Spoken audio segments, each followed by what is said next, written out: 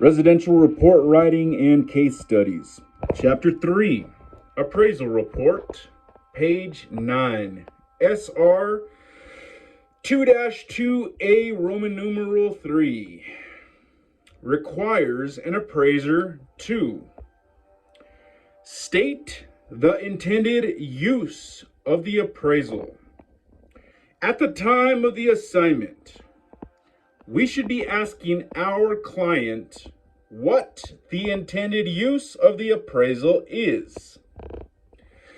In other words, we are asking our client why he or she needs us to appraise the property in the first place. The intended use of the appraisal may be for financing a property, purchasing a property, settlement of an estate, litigation, or any number of other reasons. An appraiser cannot complete an appraisal on a property without a clear understanding of the intended use of the appraisal. Again, the definition of intended use in USPAP states that the intended use of the appraisal is determined by the appraiser. That's highlighted. Based upon communication with the client at the time of the assignment. This is determined in the beginning of the appraisal process and cannot be changed once the appraisal is completed. Our scope of work decisions are largely determined by the intended use. So it is easy to see why a clear understanding of intended use is essential before the assignment can be undertaken. End of page. Page 10, SR 2-2A Roman numeral 4. Requires an appraiser to contain information, documents, and/or exhibits sufficient to identify the real estate involved in the appraisal, including the physical, legal, and economic property characteristics relevant to the assignment. The Fannie Mae report forms provide an area to identify the subject property by several means, including the street address, legal description, and assessment number. In addition to filling in the blanks on the Fannie Mae form, we should identify the property through other means sufficient to summarize the relevant information for our client and other intended users. Some other means of identifying the property include photos, sketches, surveys, maps, etc.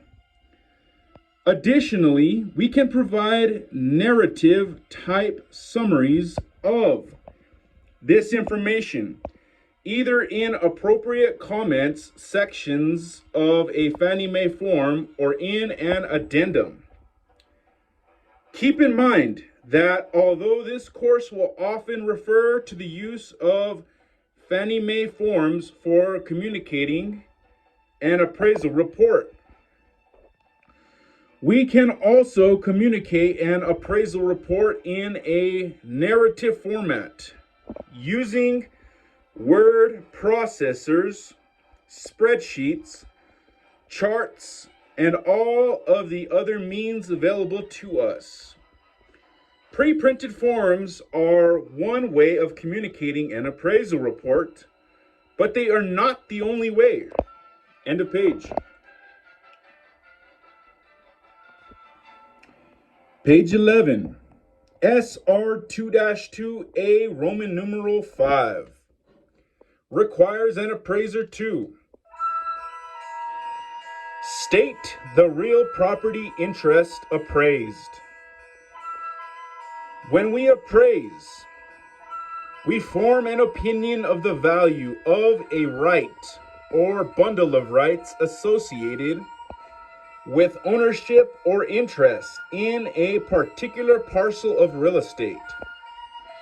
Therefore, it is vital that we state the precise interest we are valuing. Usually, the interest being appraised is fee simple or a fee simple absolute, which refers to the entire bundle of rights.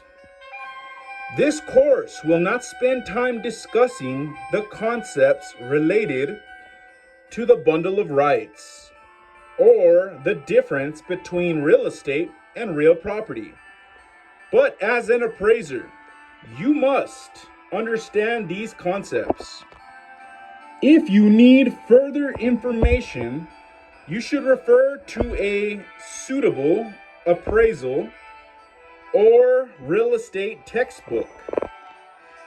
If we are appraising the market value of the fee simple ownership rights of a piece of real estate, we must have some indication that fee simple ownership in fact exists. We can refer to title opinions or other documents, such as deeds, to make this determination. If some interest other than fee simple exists at the time of the appraisal, then we must disclose this.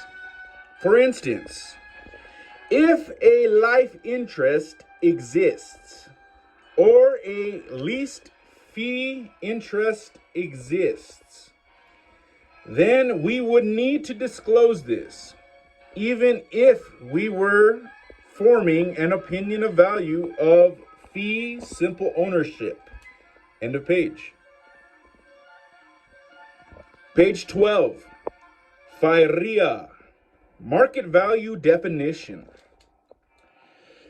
The Financial Institutions Reform, Recovery and Enforcement Act of 1989 is sometimes referred to as FIRREA, or the Savings and Loan Bailout Bill. This legislation created the appraisal regulatory system we know today. Title 11 of FIRREA also led the federal regulatory agencies to develop a market value definition to be used in the appraisal of real property that constitutes a federally related transaction by a federally regulated institution. Additionally, Fannie Mae, Freddie Mac, and others have adopted this definition of market value, with some minor variants in some cases. Following is the definition as developed by the federal regulatory agencies. Market value means the most probable price which a property should bring in a competitive and open market under all conditions requisite to a fair sale. The buyer and seller, each acting prudently and knowledgeably, and assuming the price is not affected by undue stimulus. Implicit in this definition is the consummation of a sale as of a specified date and the passing of title from seller to buyer under conditions whereby: number one, buyer and seller are typically motivated. Number 2, both parties are well informed or well advised and acting in what they consider their own best interests. Number 3, a reasonable time is allowed for exposure in the open market. Number 4, payment is made in terms of cash, in US dollars, or in terms of financial arrangements comparable thereto. And lastly, number 5, the price represents the normal consideration for the property sold, unaffected by special or creative financing or sales concessions granted by anyone associated with the sale. When we prepare an appraisal report in a market value appraisal, we must state the market value definition, meaning we must provide it in the appraisal report, word for word, as it is found in the source. USPAP also requires an appraiser to cite the source, that's highlighted, of the definition. If you are preparing your report using a Fannie Mae form, then you will find their version of the definition already stated on one of the pages. It is not then necessary to further cite the source. In the case of a narrative report prepared without Fannie Mae forms, the appraiser must provide the definition himself or herself in the body of the report. You are not required to explain or elaborate on the definition of market value. You must simply state the definition and cite its source. Note that this particular definition of market value contains several qualifications, including the requirement that the opinion be in terms of cash or based on financial terms equivalent to cash. If the client requests that the market value be based on non-market financing or special financing terms, the report must summarize these terms of the special financing and explain their effect on the subject's value. End of page.